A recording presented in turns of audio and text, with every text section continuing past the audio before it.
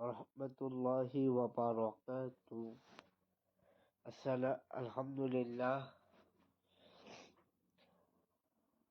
আলহামদুলিল্লাহি ওয়াহদা ওয়াসসালাতু ওয়াসসালামু আলা মান লা নাবিয়্যা বা'দা আম্মা বা'দ।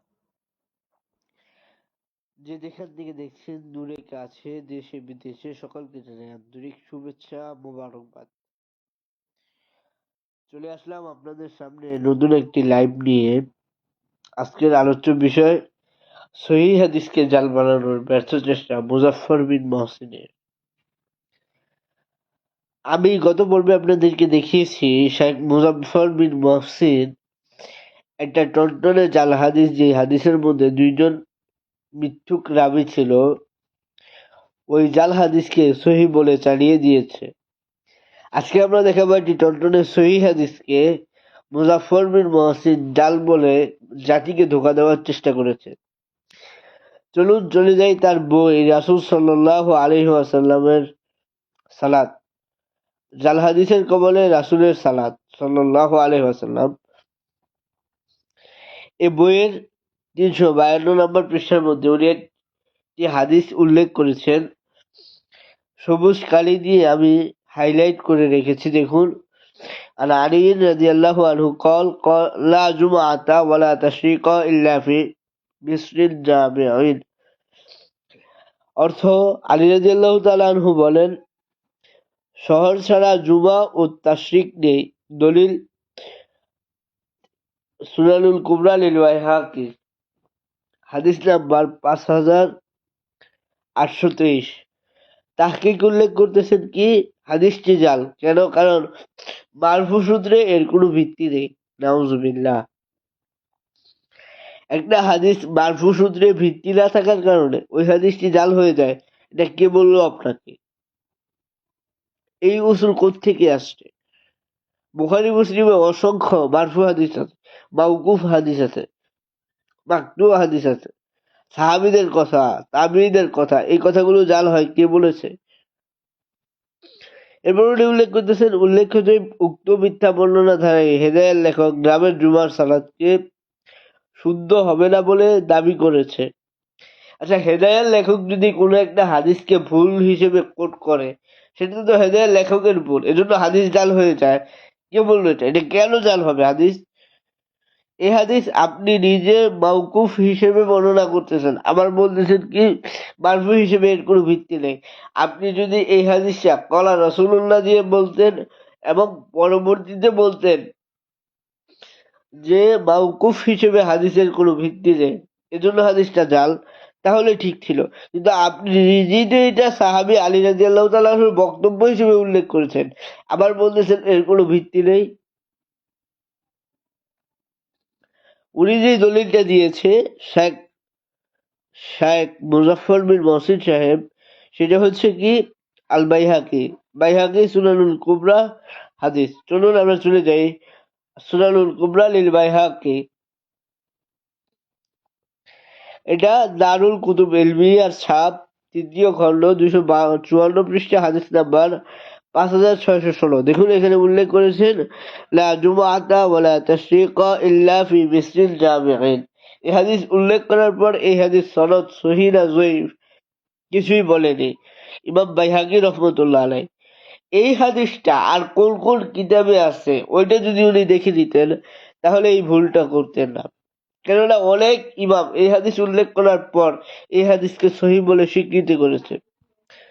প্রথমেই চলুন কয়টা সনদ এই হাদিসের রয়েছে সেটা দেখবো। তার আগে উনি একটি দাবি করেছে ওনার বইয়ে যে এই হাদিসকে নাসিরউদ্দিন আলবানী রহমতুল্লাহ আলাইহ যঈফ বলেছে। দেখুন কি লিখেছে, যে বর্ণনাটি জাল কারণ মারফু সূত্রে এর কোনো ভিত্তি নেই। এরপর টিকা দিয়েছি কি 1374 নাম্বার টিকায় সিলসিলাতুদ দঈফা হাদিস নাম্বার 917, দ্বিতীয় খণ্ড, 317 পৃষ্ঠা। আসলেই কি নাসিরউদ্দিন আলবানী হাদিসটিকে জাল বলেছে? চলুন আমরা একটু দেখে আসি। সিলসিলাতু আহাদিস সহিহা, আহাদিস দঈফা, সিলসিলাতু দঈফা, এটা হচ্ছে মাকতাবাতুল মাআরিফের ছাপা, দ্বিতীয় খণ্ড 317 পৃষ্ঠা হাদিস নাম্বার 917। দেখুন উনি উল্লেখ করতেছেন লা জুমআতা ওয়ালা তাশরিকা ইল্লা ফি মিসলিন জামিঈন।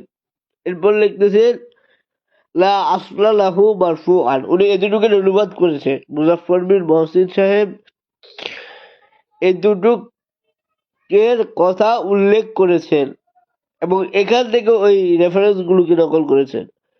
কিন্তু 2 লাইন পরে দেখুন আমি দাগিয়ে রেখেছি আপনাদের সামনে যে ওয়া ইন্নামা ওয়াজাদনা মাওকুফান আলা আলীর, কিন্তু আলী রাদিয়াল্লাহু তাআলা আনহু থেকে এই হাদিসটিকে আমরা পেয়েছি বিশুদ্ধ হিসেবে। নাসিরউদ্দিন আলবানী রহমতুল্লাহ আলাইহি নিজেই বলতেছেন যে হাদিসটা বিশুদ্ধ মাওকুফ হিসেবে।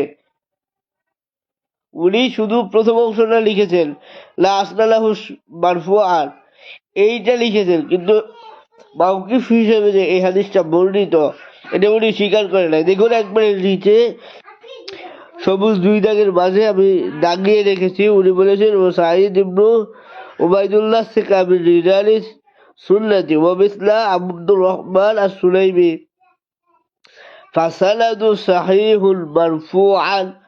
এই হাদিসটা মারফু হিসেবে সহিহ, মাওকুফান দুঃখিত, এই হাদিসে মাওকুফ অর্থাৎ আলীর বর্ণনা হিসেবে বিশুদ্ধ, যেমনটা বলেছেন ইবনু ইবনু হাজম ফিল মুহাল্লা।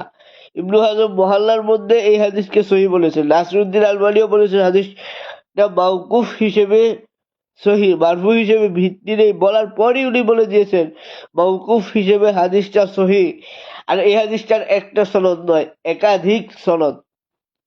চলুন প্রথমেই দেখাই আপনাদেরকে মুসান্নাফ ইবনে আব্দুর রাজ্জাক 3য় খণ্ড 167 পৃষ্ঠা হাদিস নাম্বার 5157।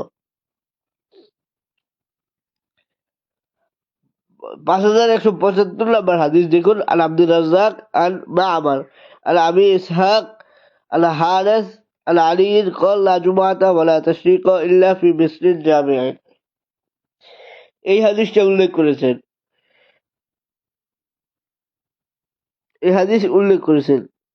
এটা হচ্ছে একটা সনদ। 2 নম্বর সনদ মুসান্নাফ ইবনে আব্দুর রাজ্জাক 3য় খণ্ড 167 পৃষ্ঠা হাদিস নাম্বার 5157। দেখুন ওইখানে ভিন্ন সনদে উনি হাদিস উল্লেখ করতেছেন আন আব্দুর রাজ্জাক আল সাউরি আন যায়েদ আন সাঈদ ইবনু উবাইদুল্লাহ আন আবিহি আন আব্দুর রহমান আস-সুলাইমি আন আলী قال لا جمعة ولا تشريق إلا في مسجد الجامعين। দেখুন 2টা সনদে উনি হাদিসটা উল্লেখ করেছেন।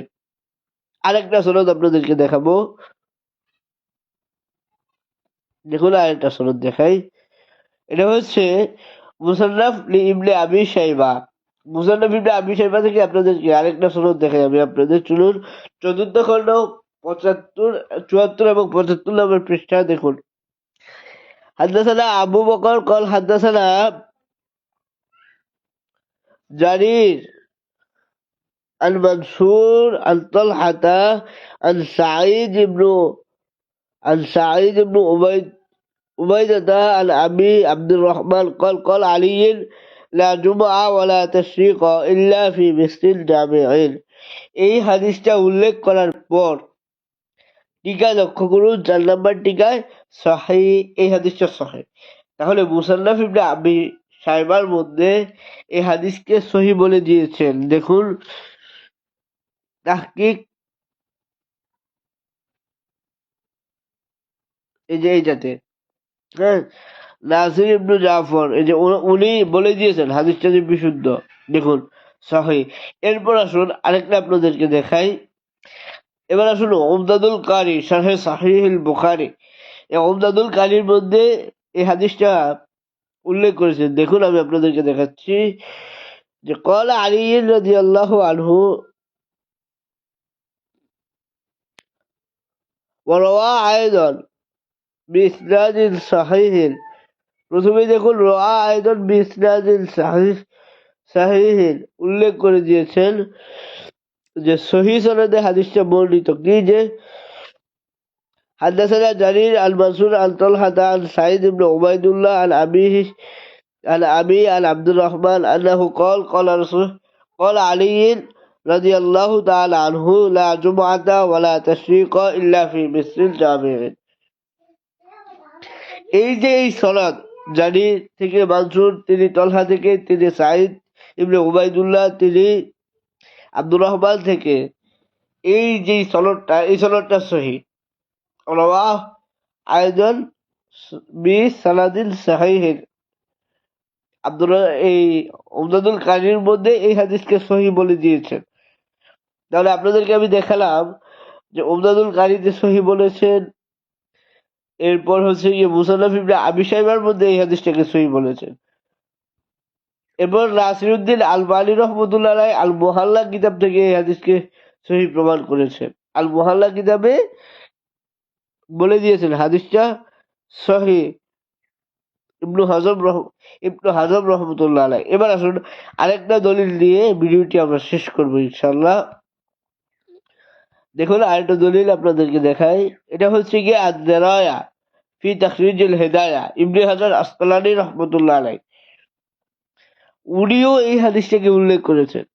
রাওয়া আব্দুর রাজ্জাক আল আলীল মাওকুফান, মাওকুফ হিসেবে আব্দুর রাজ্জাক রহমতুল্লাহ আলাইহি মুসান্নাফ ইবনে আব্দুর রাজ্জাক এই হাদিসটা বর্ণনা করেছেন যে লা তাশরিকা ওয়া লা জুমআতা ইল্লা ফি মিসরিল জামি'ইন।